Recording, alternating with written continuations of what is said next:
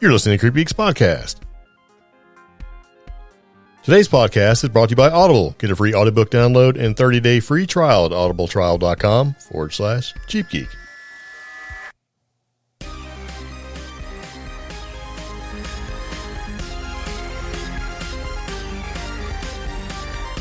So it begins again. Welcome to the CreepGeeks Podcast, Season 5, Episode 211. In this episode, celebrity alien defenders, blue dogs, a haunted guitar, and stolen Squatches. Yeah.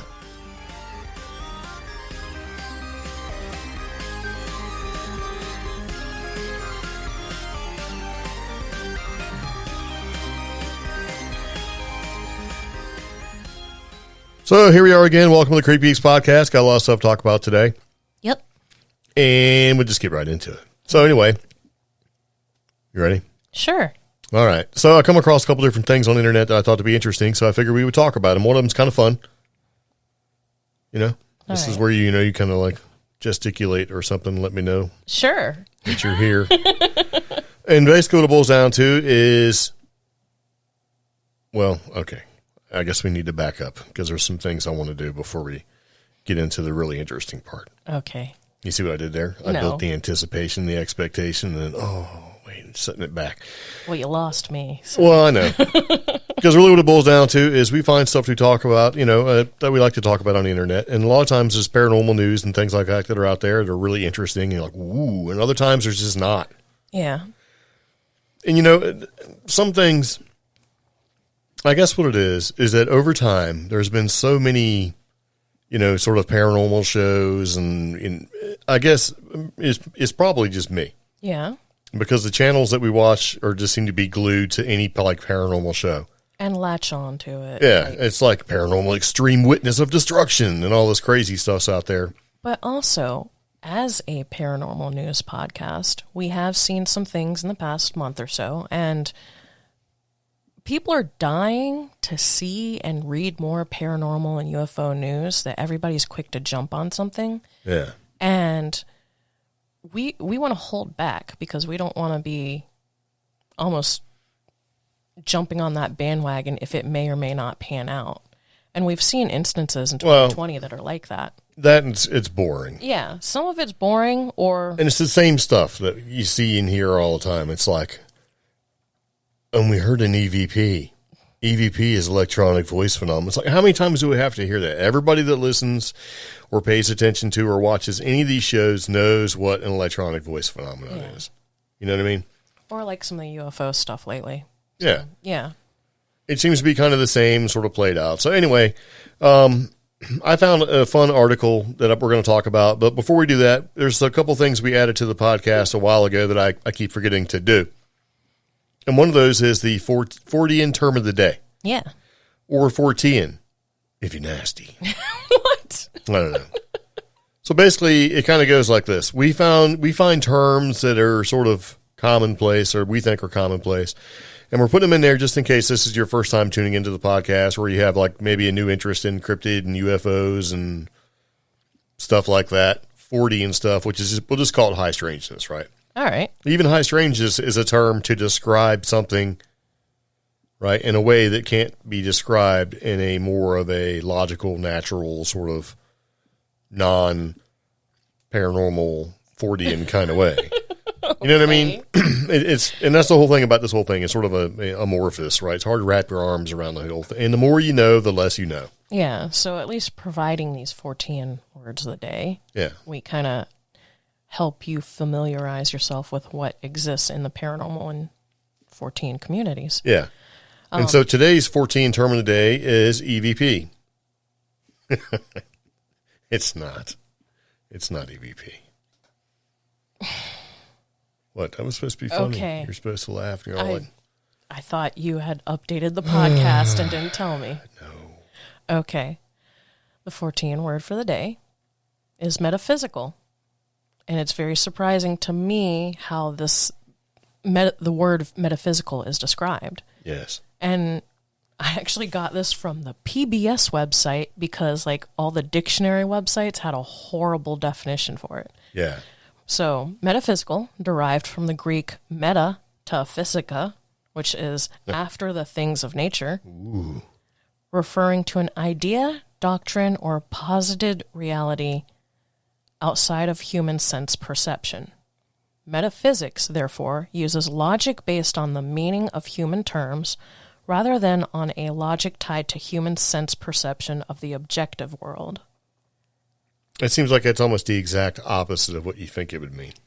Now, that does make sense because it basically tries to describe something that is outside of our typical perception of things that we do not have a strong understanding of, rather than, the objective scientific perception of things. So metaphysical, and this is why, metaphysical, its definition, is why it is used so often in certain spirituality and occult type stuff, know? So,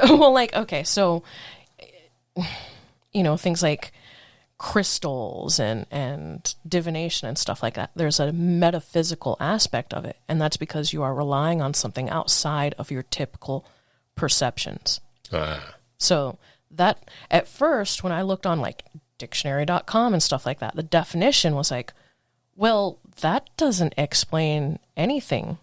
And it made me feel as though when we use the term metaphysical, like metaphysical amulet or metaphysical divination tools, things like that, we were using the definition wrong. So that's why when I found this PBS description, I was like, okay, that makes sense. Well, I don't think we're using it wrong. And who is PBS to tell me anything? No, you mean dictionary.com. PBS, this seems fairly accurate. Okay. Yeah. So yeah.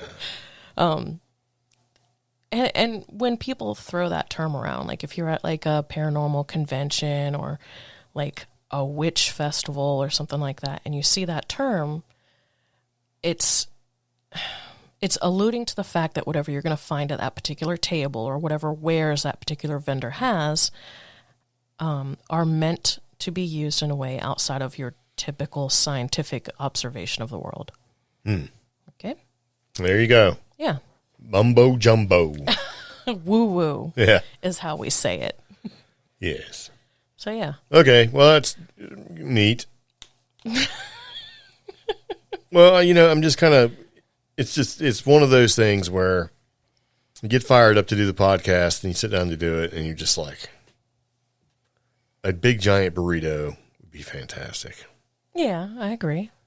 I don't know. It's kind of a thing. So we're working our way through it. So what it boils down to is in this particular podcast, we talk about all sorts of things, right? Yeah. We're an offbeat news podcast, and we take a lighthearted approach to the paranormal, cryptid, supernatural, strange, silly, and trending tech topics, right? And every once in a while we come across something that's silly. Mm-hmm. It's silly, but I kind of put a little bit of thought into it and started to get sort of aggravated and angry by what it was that we're going to talk about. So if I get a little emotional, and by emotional I mean irrational rage, okay, it is what it is. Yeah. But one of the things I want to kind of throw in there is a random thought, because this is the second part of the thing that I seem to be forgetting, is the random weird thought. Okay. And this is just something I've noticed. People are starting to use the word whenever instead of when they talk about or tell a story. Okay. So, and it's really making me angry. Let me give you an example. Mm-hmm. Instead of saying when I was a child, right, and I would get home, right? Yeah. People will say whenever I was a child and when I got home, and then tell the rest of the story. Or instead of saying when I had to go to school as a child, they'll say whenever I had to go to school, or whenever, it's almost like if it's in the past, right? Yeah. And it's something that's done periodically or whatever, why would you say whenever? Like whenever I got my license, when you got your license, it's things like they keep using whenever to keep the date of an event ambiguous, but it doesn't make any sense to me because you should know. So there's two examples you're giving, and one of those I fully agree with, and the other, I believe I understand the reasons why. Like one of the examples, when I got my first bicycle versus whenever I got my first bicycle. Well, that's the thing. That's what they're doing. That one, maybe they don't want to give away when they got their first bicycle because it's embarrassing, or they truly cannot remember. Now, your other example, like the when I got my driver's license or whenever I got my driver's license or whenever I was young, those are bad examples because whenever I was young alludes to the fact that, oh, I could become young at any time. Well, okay, so if I said when I got home from school and ate lunch, right? That's one thing. Yeah. But the way people are using it is like, if you were going to use the term whenever, like whenever I got home from school, my mom made me lunch. That's covering multiple instances over time, multiple examples. People aren't doing that. They're taking like a singular type event that happened and saying whenever. And and these people that are doing it, they're not like trying to be non-specific. They're just being stupid and saying whenever instead of saying when. But would this be an evolution of language? Granted, wrong. But it shouldn't be, because it got to the point where I noticed it so often that I was beginning to think this is one of those Morgan Freeman things. You know what I'm talking about? What are those things called again?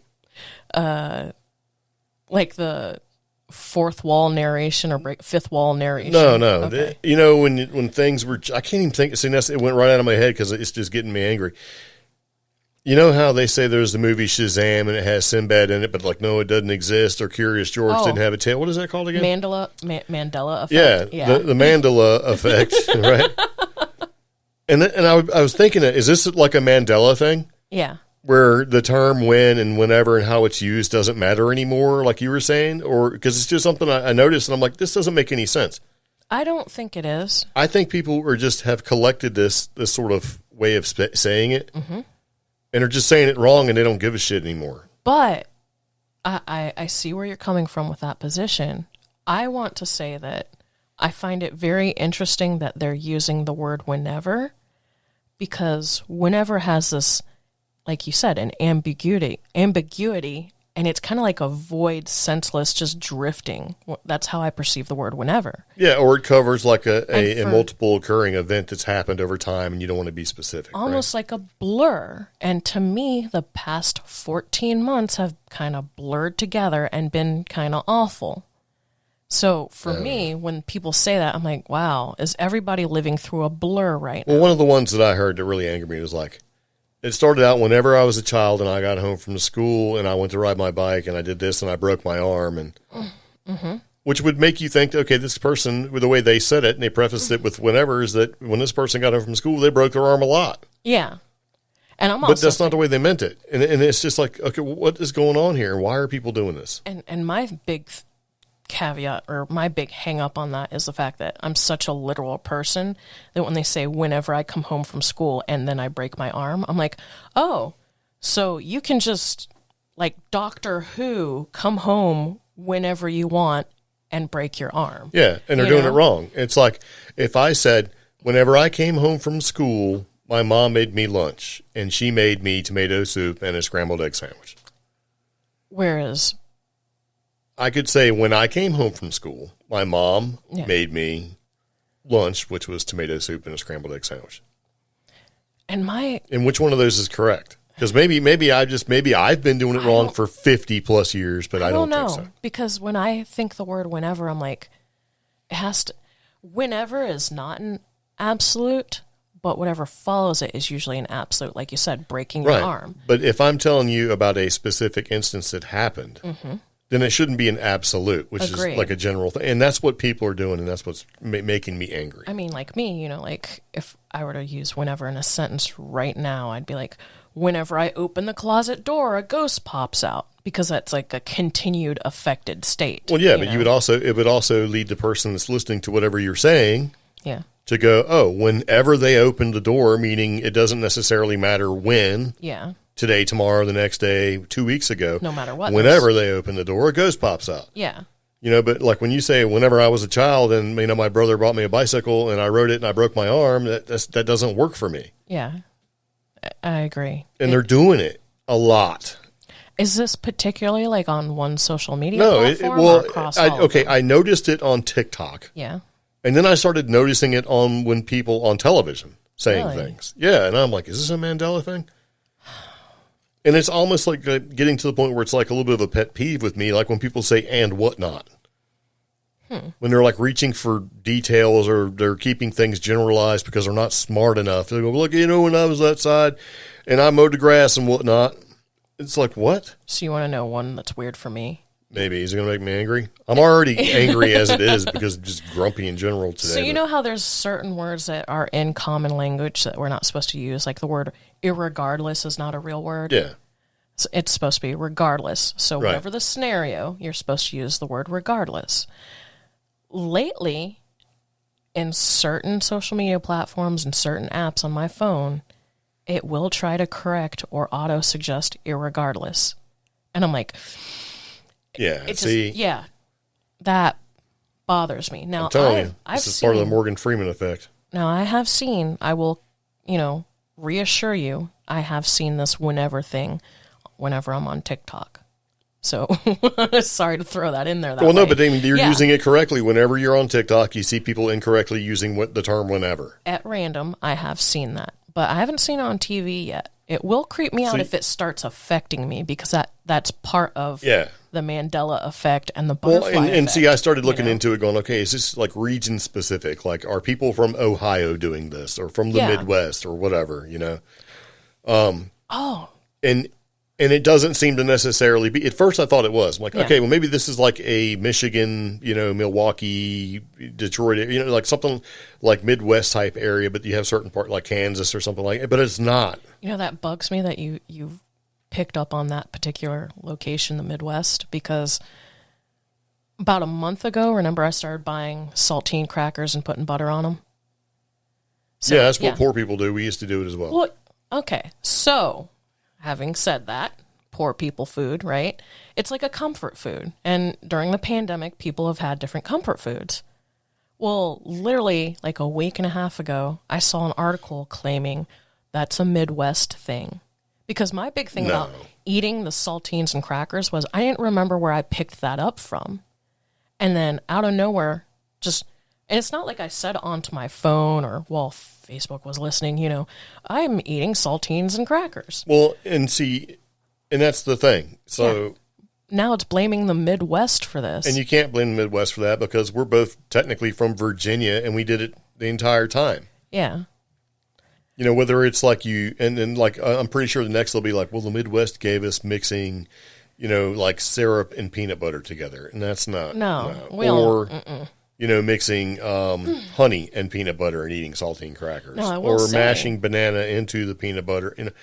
And see, that's what makes me wonder. It's like, I guess things come and go, right? Yeah. So maybe the whole idea of mixing the peanut butter and the syrup or honey, if you're rich enough to have honey, right, all together, and then eating it with saltine, is a thing that was like popular for a while in our area and then sort of died out for whatever reason, whether we just stopped paying attention to it as individuals. Yeah. And it sort of resurged, maybe crisis or whatever. But a lot of it, I think, is that when you eat a saltine cracker, you're supposed to, what are you doing it for? You're going to put it in soup or chowder or something like that, or you're going to put something on top of it. Or if you have the flu, like when I was a little kid, you only ate saltines and Sprite, But I honestly... Or some people would say 7-Up. Yeah. But I honestly couldn't remember where I picked that up from. And then out of nowhere, like you're saying now, this Midwest thing, and then I saw this article saying, oh, it's all in the Midwest. And I'm like, what else is going to get attributed to the Midwest all of a sudden? Yeah. Well, and yeah. So. I don't know. Yeah. So whenever I ate saltine crackers one time, it's like, no, this is wrong. Okay, so we're done with that. So what do you think? If you think I'm crazy about whenever or whatever, let me know. Okay. And you can do that. You can go to CreepGeeks.com, and we have a contact spot. We click on the word contact, drops the form down. You can also do that on Facebook's. We have a Facebook's page and a group there. Just search for CreepGeeks. And you'll find it. And it's funny because the group is now showing up first. So.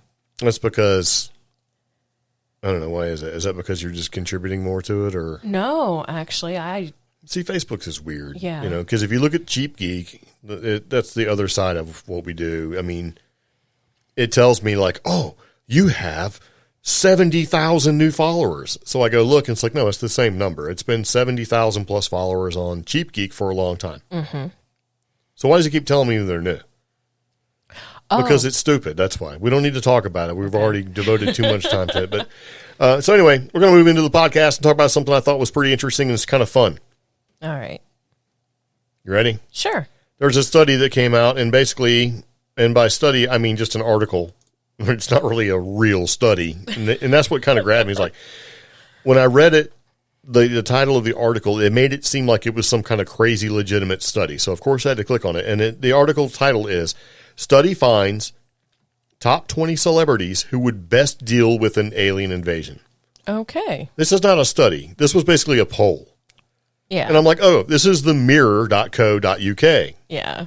And I'm sorry if you're a Mirror fan, they are just about one maybe step above National Enquirer, which no longer exists. Yeah. So they are the modern one. And so here's what they say. A study of 2,000 British adults commissioned by TV channel Blaze, okay, as part of UFO Week on the station, found David Attenborough and Donald Trump were more trusted to deal with an alien threat than Boris Johnson.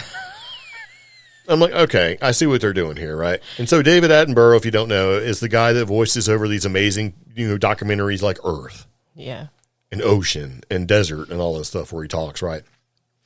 And of course, Donald Trump is our previous president, and Boris Johnson is like the British UK version of Donald Trump. Oh.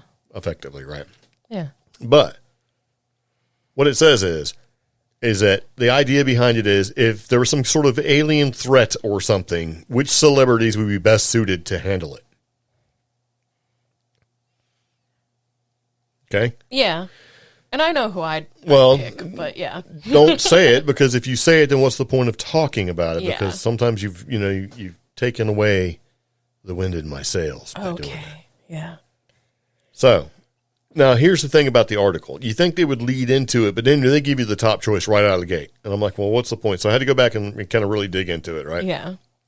So, what they said was a study of 2,000 British adults revealed the top 20 celebrities and public figures they believe would be best suited to deal with an extraterrestrial threat.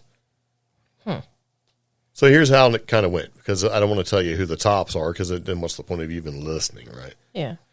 So they did this, and this is all part of their UFO week that's supposed to happen on this channel Blaze. Never heard of it, but it's okay, right? And so as we kind of scroll through it, they talk about, give you some factoids to sort of set the scene. Like 56% of Brits believe that there is life that exists outside and beyond Earth. 26% of those think that aliens exist in our solar system.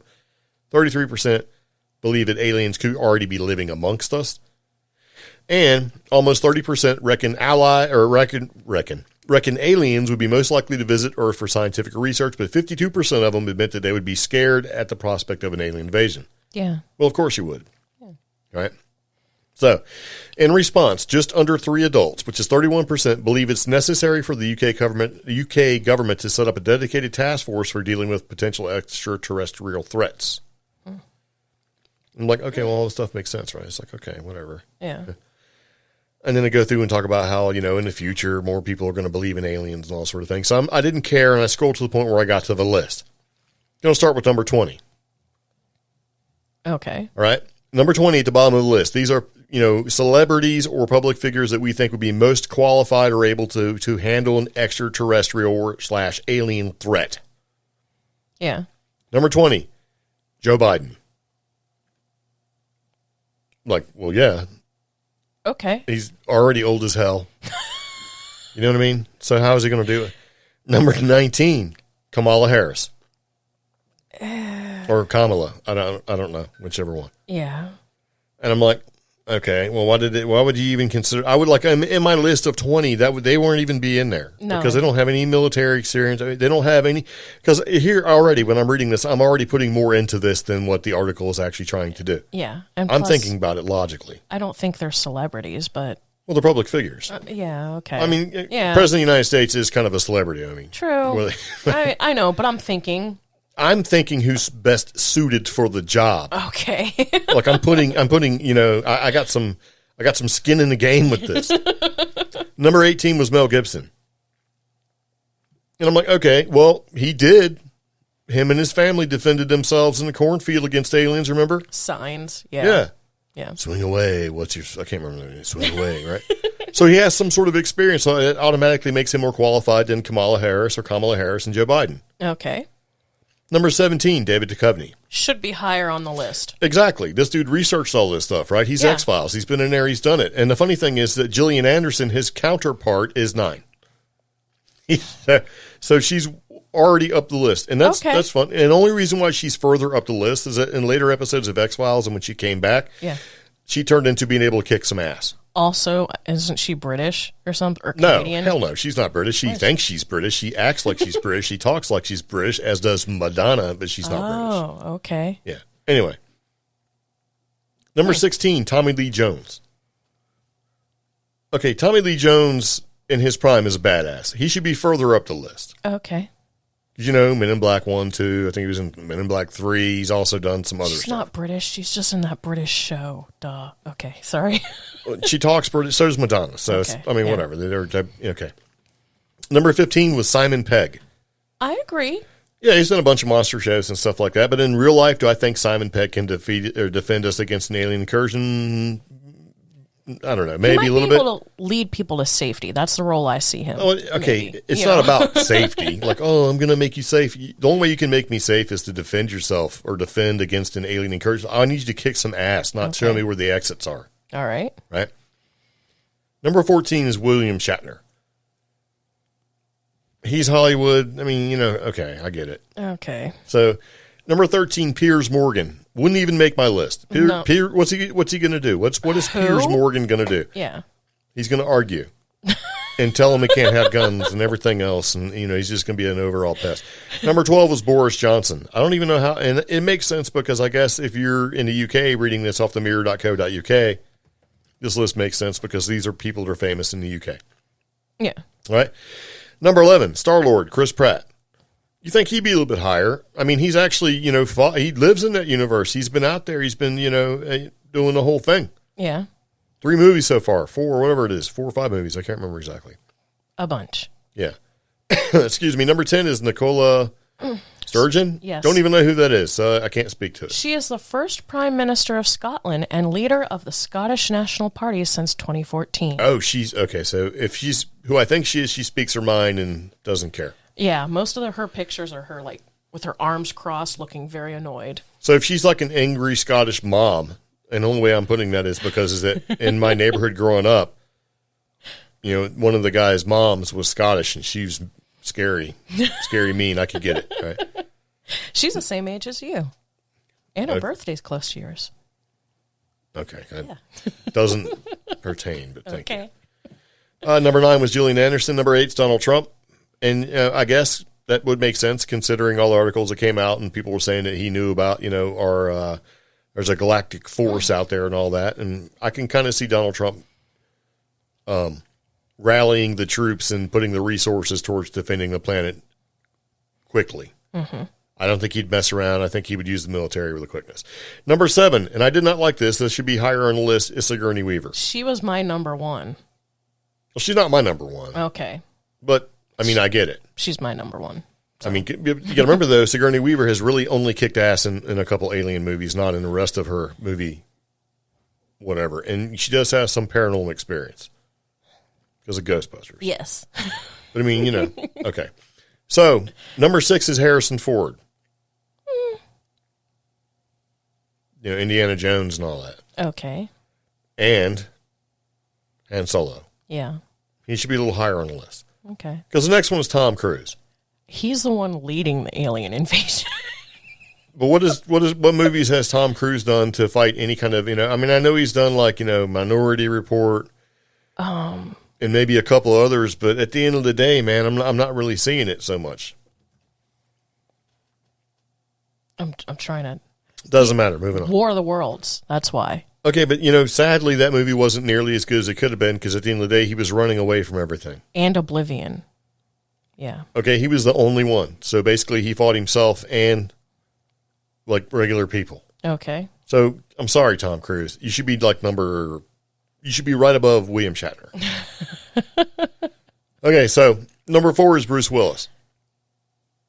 Okay. Bruce Willis has been Die Hard and everything else. That dude's tough, man. I can see him sticking it to the aliens and kicking some ass the entire time and shooting them and doing all that. Yeah. Because he doesn't give up.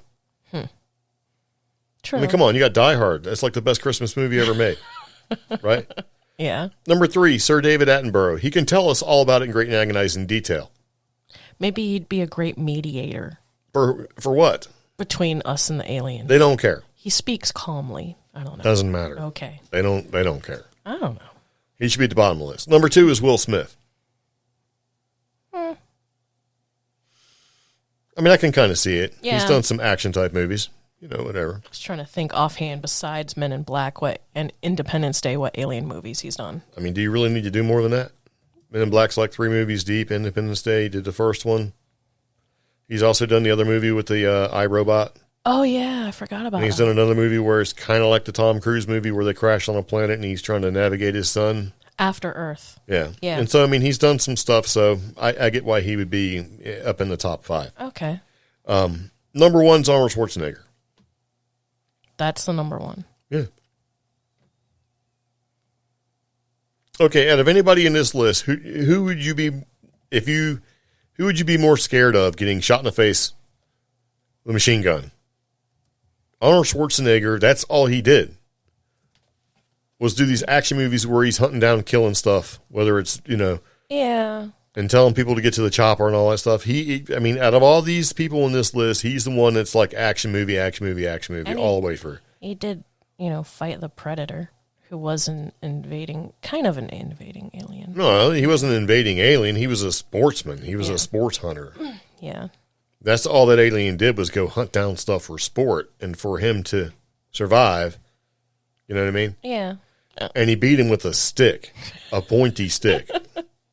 And, I mean, outside of it all, not only is he a celebrity, he has held some government position, so, Yeah, it doesn't. Well, I mean, sure, but I mean, it was California, so really, who cares? And I used to live in California twice, so, I feel necessary that I should be able to say that. And plus, I could say whatever I want. I don't know, because if we had to have a celebrity that had to deal with an alien invasion, I'd want them to have some political background as well as some oomph to them, I guess. I just want them to defend us against aliens. I don't care what their political views are. If they can do the job, then they should get it done. Okay. Because at the end of the day, I don't think the aliens are going to care too much about our politics. True, because at that point it's survival. Technology is so overwhelming, it wouldn't matter. I mean, if you keep talking about something that can travel across the span of the universes or multiverse or whatever, they're probably not too worried about our little piddly politics. So, but I don't know. But, the funny thing is that Sylvester Stallone's not on this list anywhere. Yeah, that's true. And, and I was kind of thinking about it. It's like, okay, well, the grand scheme of things, Stallone, he's always been a fighter. He's a tough guy. Just not going to give up. Did Rambos and Rockies.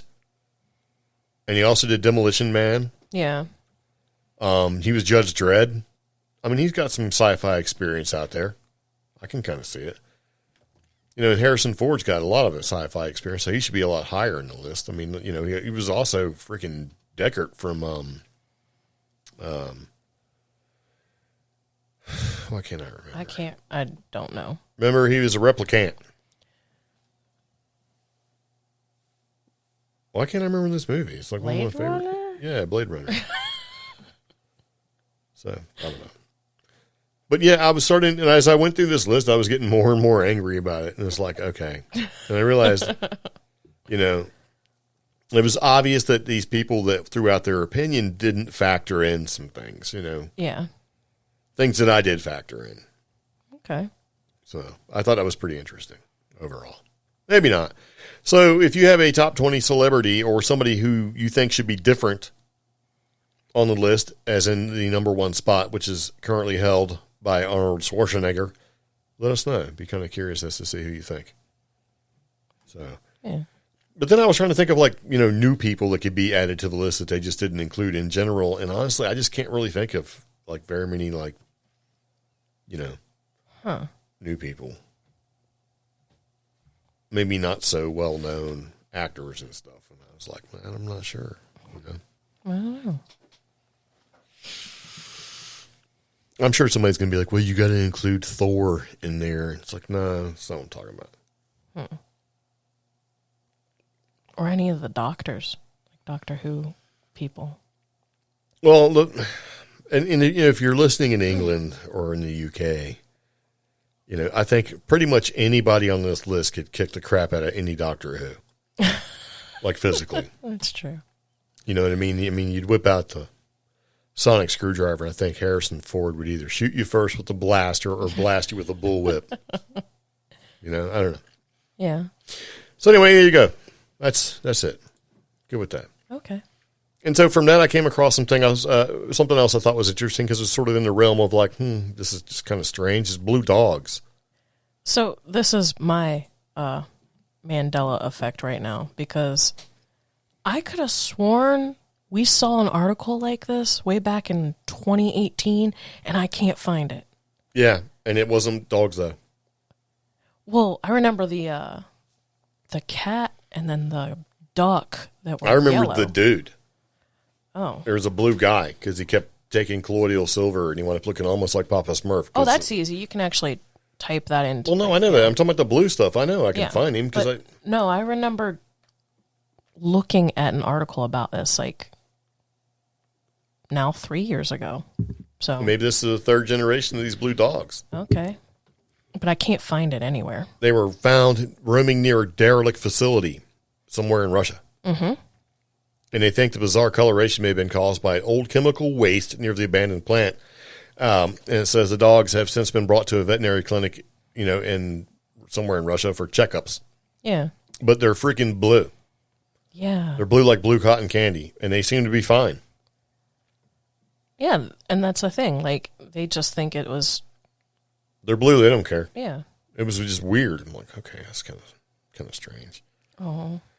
Because, my first thought was some kind of like Chernobyl thing. I'm looking at some of the pictures that a couple other websites have, and they think it might be copper waste that made them turn blue. So, yeah. Yeah, I can see that, but I don't know, because that stuff's pretty poisonous. Yeah, and the combination of copper and silver is how certain types of turquoise turn blue. So Interesting. Yeah. But they're very cute. They don't seem to have anything wrong with them, so that's They're good. just blue. They're just blue. It's kind of cool. Very nice. Yeah. Yeah. So I thought that was kind of neat. It's like, oh, they're blue. They almost look like toilet water blue. Like when you put the blue stuff when you get when you go use a bathroom at fancy people's houses, they have the blue water. It looks like that. You know what I mean? Okay. So after that, I found something else I thought was pretty interesting. It's about haunted object type stuff, and we kind of talked about that basically in the past about haunted objects. And I think last podcast, which is not necessarily, it wasn't the audio podcast. It was a live stream we did where we had some information about divination and tarot, with Mr. Dave. You'd mentioned it about how Zach Baggins had some haunted objects and that sort of thing. Yeah. And this haunted object is a haunted acoustic guitar. And it went up for sale on reverb.com. Guess how much it went for sale for? I don't know. $666. Of course. Yes. So, the story behind this haunted guitar, this haunted acoustic guitar, I don't really know if it's a real story or not. Because I read it and I'm like, I don't really know if this is just sort of playing it up or if it really is some sort of thing. But they say there's a terrifying tale behind the ghostly guitar. And this is from guitarworld.com where I read this, right? There's a terrifying tale of the ghostly guitar, which involves a hellish hound from the bowels of Hades and blue oyster cults don't fear the reaper. Ooh, that's cool. Yeah, so I'm in, right? So I'm reading it. Yeah. And it just didn't seem to pan out for me, but it's like, here's how it goes. It's asked you, it's like, ever wanted to get your hands on a paranormal piece of guitar gear? It's supposedly cursed by ghosts and spirits. Because the first thing I'm thinking of is that movie that actually had Ralph Macchio in it. He was a karate kid. I think it's called Crossroads, where basically he goes and has to play against the devil. I never. It wasn't a very good movie. Okay. But I mean, it was okay. But he has to play against the devil to get his soul back or something like that or whatever. But fun fun fact, he played against Steve Vai. You know, and because he wanted to be, and I'm like, okay. So in real life, Steve Vai would just beat the crap out of Ralph Macchio at guitar for sure. I mean, come on, Steve Vai. But yeah. So it's a shipping from American Vintage and Boutique Music Emporium. This spooky 6-string instrument is said to be haunted by the souls of the spirit world. Okay. And would be perfect for stripped back renditions of Iron Man's Ghost of the Navigator, Red Hot Chili Peppers' American Ghost Dance. And I'm like, okay, they're starting to do some stuff here where you can kind of tell the article is maybe not nearly as serious as it's, going to be, because they're not really sort of giving it much seriousness. That's why it's not serious, because they're not giving it much seriousness, right? So, okay, so what they say is the proprietor of the possessed acoustic has basically told a terrifying tale behind a ghastly guitar and has offered up to those who are more in tune with the tenebrous forces of the malevolent netherworld. I'm like, all right, you're throwing all these words in here, trying to be tongue-in-cheek. I'm like, all right. It says, okay, so, and the haunting story begins.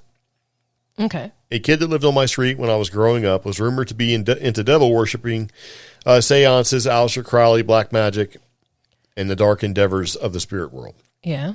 Because that's really all I wanted to see was the story behind it. It says, I later learned that this neophyte necromancer was born in June 1966 and died tragically on Halloween 1979 when he was just 13 years old. Yeah. And this is the listing for for buying the guitar, right?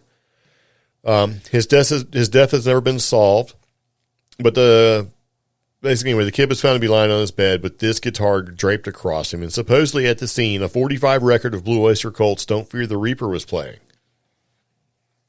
And it said the air was thick with the acrid smell of sulfur emanating from some perverse potion that the young Hellion had been mixing with his little Gilbert chemistry set. Okay. This is what's more, it said that a hellhound hailing from the bowels of Hades howled horrendously into the unhallowed hellish night. That's a mouthful. Yeah, I can't obviously do it. But. Yeah. So they're saying that there's a hellhound howling at the night, and Blue Oyster Cult's playing on the kid's guitar. There's the 45 records playing on his record player. Yeah. And you can smell sulfur in the air. I'm like, oh, that's pretty scary, right? Yeah. But the spooky saga doesn't end there, because the seller also writes, years later, I ran into the defunct boy's mother. And when I informed her that I was a professional guitar, she offered me her devilish daisy-pushing son's git fiddle. In other words, she gave him the guitar. Yeah. And I'm thinking, this would be kind of a cool story if it wasn't for all these stupid descriptive words that they're trying to be tongue-in-cheek and trying to make it kind of cool. And it's just like, you're just angering me, right? Yeah. So the ghost of guitar soon became cause for concern for the unfortunate recipient who had who heard strings discordantly ring out of in other words, strings playing on his guitar when he's alone. Yeah. Well, the guy lives alone.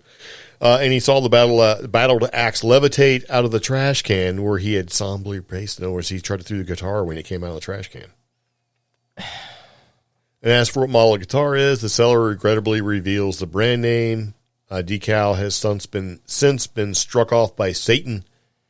Those research leads him to believe that it's a K-Western special from the 50s or 60s. And it says a genuine haunting or horror-style sales pitch. Would that bump up the value? Either way, we'll be blaming spirits and ghosts for all the fluffed notes we play from now on. And if you're curious about the cursed guitar, list for an approximate price of $666, or an appropriate price of $666. And since the release of this article, the link that's in the article leads to a dead end. So either somebody has bought it or Reverb didn't like all the hits and it got taken down. Yeah. So, way to go, Reverb, for putting so many puns and dumb stuff in this article that clickbait. Yeah. Yeah. So, Matt Owen, I don't like your article because you did a bunch of dumb stuff to it. Honestly, I mean, I know he's trying to be tongue-in-cheek and not make it as serious or whatever, but I mean, if it was a story, a good story to be told, he should just told it as a good story. Yeah, because I mean, it sounds good, and there should be more to the story, such as, maybe getting the owner, like, the owner of the guitar like a real interview with them, actually interacting with them. Yeah. No, they're not going to do all that because this is an urban legend. Because I think I've heard this before when I was growing up, how this kid or somebody sold their soul to the devil and died listening to Blue Oyster Cult. I'm sure I've heard this somewhere before this particular article on Guitar World. When I was a kid, my mom and her boyfriend at the time, they ran a music shop in Virginia Beach.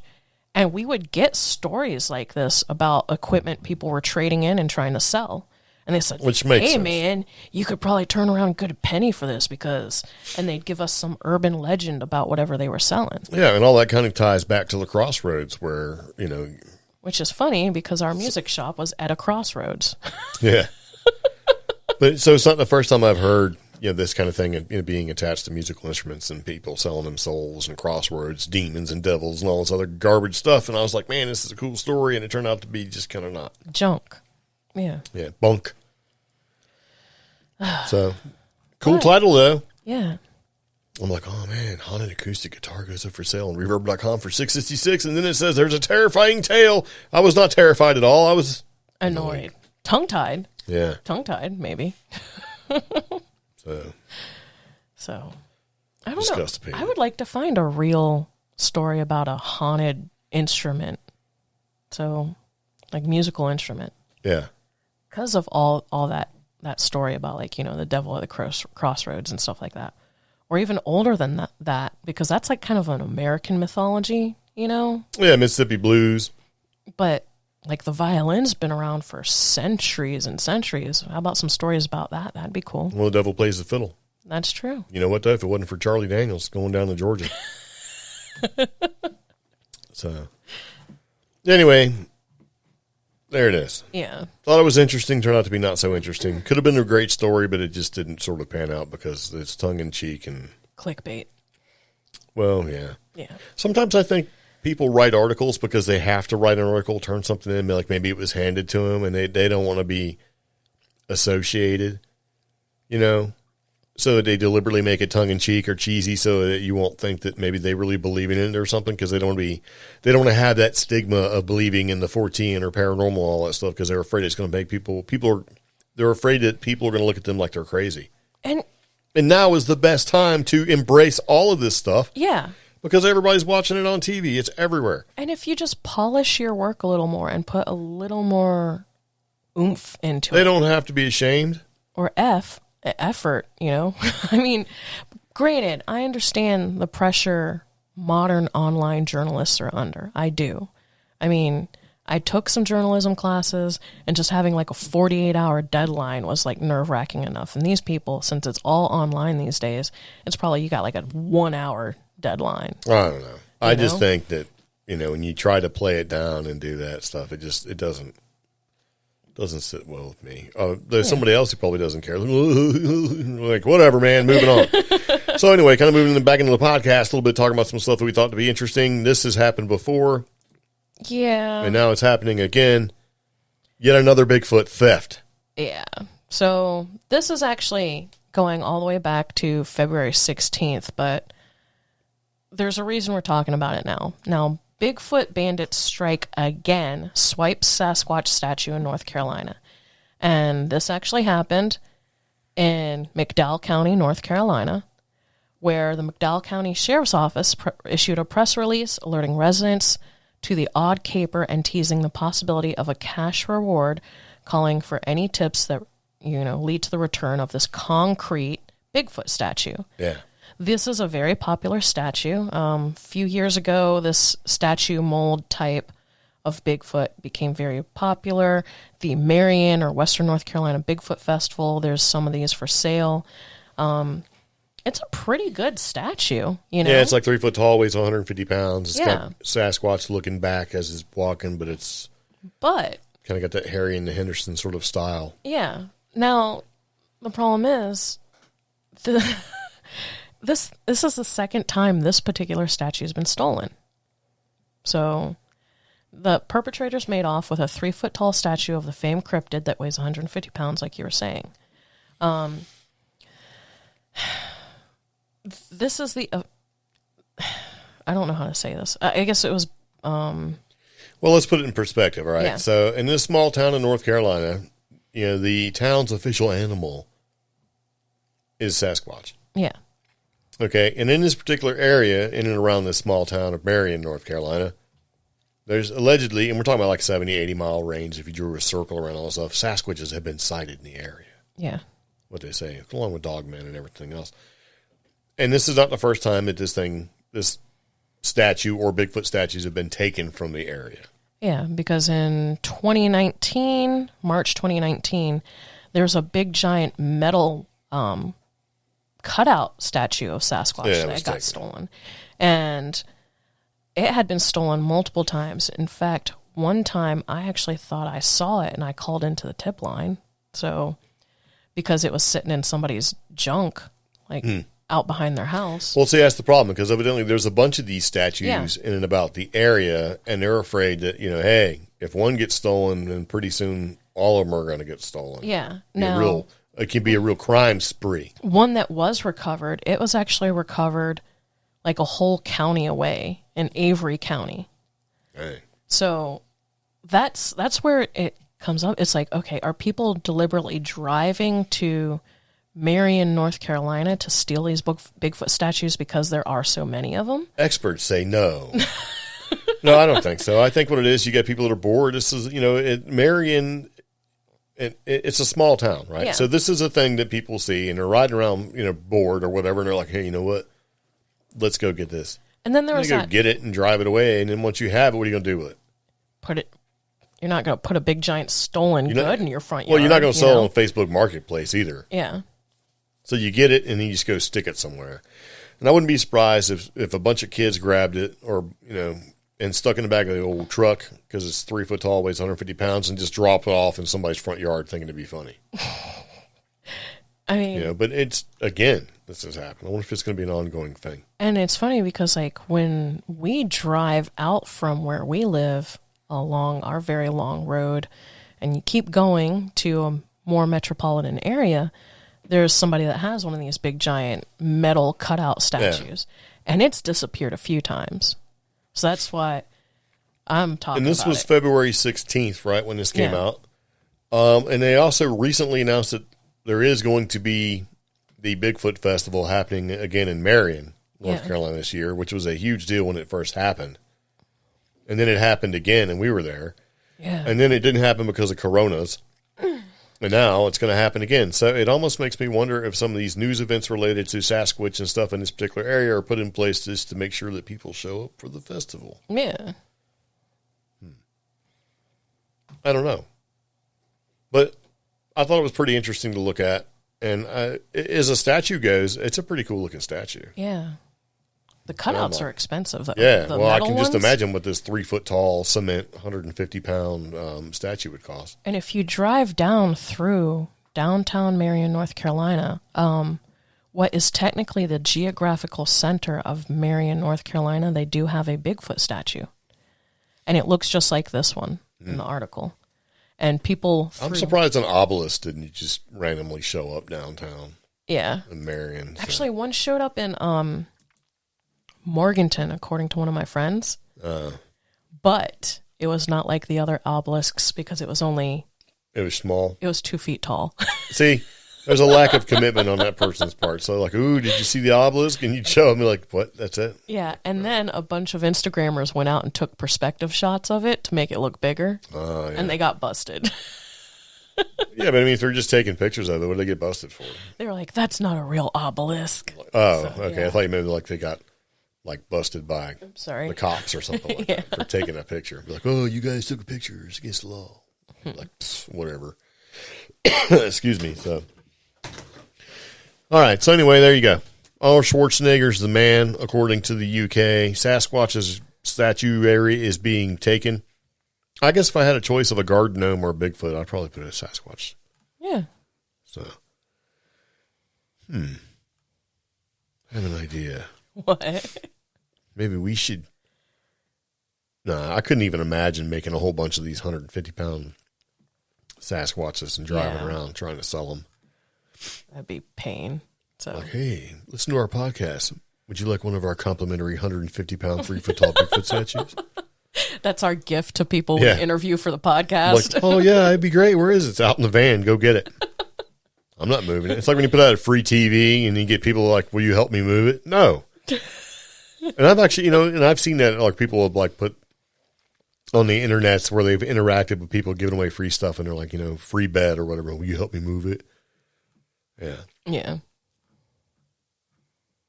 Remember that big TV we had? It was like 57 inch, it was an older TV. It was like an old projection TV or whatever, and had to put it out there. And nobody wanted it, right? Yeah. And it said free. Yes, it works. Yeah. And nobody took it. And then I changed the sign, flipped it around, and spray painted $20 on it, and it was stolen like in 2 seconds. And then the one lady called me up and was like, "Hey, I'm gonna come get that TV. Will you help me?" And I'm like, I'm not gonna help you put it in your car. Yeah. It's funny. Yeah. Yep. It's funny though. You put a value on it, and suddenly it gets stolen. And that's exactly what happened. And we were talking about that too, where we lived, and that person kept driving by and would hit our trash cans because it was on this popular road called Deep Creek Boulevard, but in Virginia. Kept hitting our trash cans because go around and just like come up on go around the corner, come up a little bit, and smack the trash can with the car, and keep on rolling. Yeah. And then at one time we did a bunch of yard work and had like 75 pounds of dirt and rocks and gravel and old tree branches and shingles and stuff. Man, I went out the next day to go to work, and that trash can was, knocked over, and there was headlight glass, and pieces of bumper and stuff like that where the guy smacked it. It's like, that's what you get. Never had a problem after that. Nope. So, and that was completely unintentional. It just happened to be that, we were hoping that the waste people would come take this dirt away. We were more worried about them taking the dirt and stuff away than the guy that kept smacking our trash cans. Yeah. Joke's on him. So, yeah, I don't know. So, just a couple different things there with the whole Sasquatch thing. And there was an article that we were going to talk about NASA trash. And we might just touch on it for a second. And the idea behind it was, if you really want to look for aliens, you got to look for their pollution. Look for evidence of their civilization, that kind of thing, through their pollution. That's brilliant. And there's going to be a lot of people that disagree with that because they're like, oh, aliens are so technologically advanced and blah, blah, blah. My argument is it takes a while to become advanced. They're probably going through the same mistakes of pollution that we are. Well, it depends how you're looking at it. If you're looking for aliens and you're using, like, say, a big giant telescope or something like that, some of the off-gassing and pollution or whatever that's, occurred and it's sort of been put out into space or whatever, you'd probably be able to see. It'd probably take a long time. Yeah. I don't know. It is kind of neat, though. It's like, well, it kind of makes sense, but yeah, I just didn't want to talk about it. I'm like, that's kind of too sciencey, and the article didn't have enough punch, like the haunted guitar letdown article that we talked about. I don't know. Kind of is what it is, I guess. So anyway, I think at this point we're probably going to go ahead and wrap up the podcast. Been talking for a little while, about an hour, about just random miscellaneous stuff. We have a lot of stuff planned coming up. And this is that sort of, period of time where everybody all of a sudden kind of gets busy. Yeah. Or is getting busy. And I think a lot of it is because, the whole, like, the virus thing is probably starting to wind down a little bit or whatever. Because they're already talking about, hey, by July 4th, man, you're probably going to be able to hang out with your family and shoot fireworks off. Cool. Yeah. But it does mean that we're kind of busy because we are trying. It's almost like we're in a holding pattern because if the festivals and conferences are coming back, we want to go to those. We want to meet our fans. We want to meet our listeners. We are fans of other people, so we want to meet them. Yep. So we have plans to go to these festivals, conferences, and events. We just need a little help. So if you have something going on in your area, email us. That's going to be contact@creepgeeks.com, or hit us up on Facebook with a link to that event because we want to do these events. We're trying really hard. Pretty sure cabin fever has hit us all, and we'd like to hit the road and go see some stuff. Yep. Yeah. And plus, if there's events happening where there's things that we can go research and investigate, we're going to do that too. So it's kind of one of those things where one hand feeds the other. How's it go? One hand washes the other. Yeah. So, I don't know. Anyway, keep your eye out there. So if you see something cool or strange or whatever, you want to talk about it, let us know. We have a couple different ways you could do that. So, yeah. Yeah.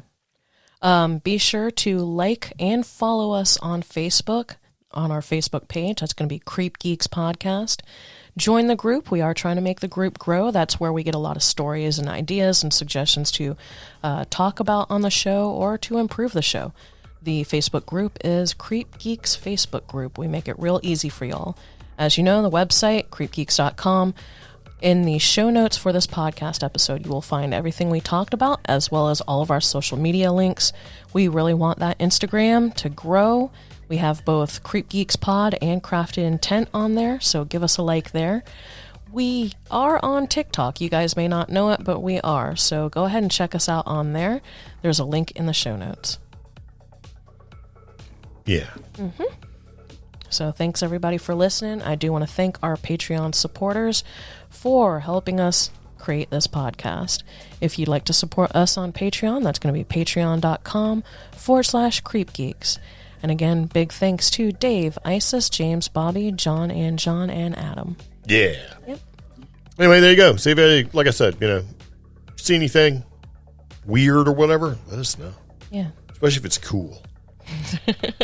You know what I mean? Like, the weirdest thing happened. What was it? Well, grapes were on sale. It's like, that's nice. Or the grapes that taste like cotton candy, because, those are interesting. No, they were just on sale. That's not weird enough for us, folks. It's like, well, at Aldi's, they have grapes. So, yeah, anyway. Okay, so, anyway, appreciate you listening. So, we'll see you again real soon. So, take it easy. See you later. Bye-bye. Bye.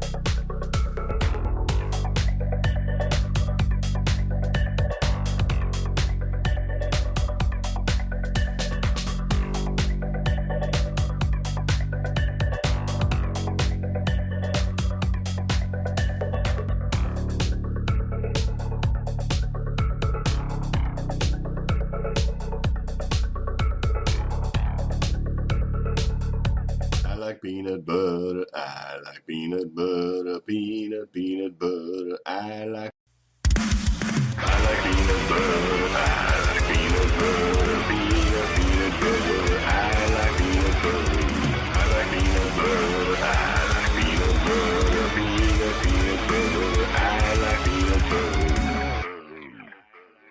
I like peanut butter, I like peanut butter, peanut butter, I like peanut butter. I like peanut butter, I like peanut butter, peanut butter, I like peanut butter.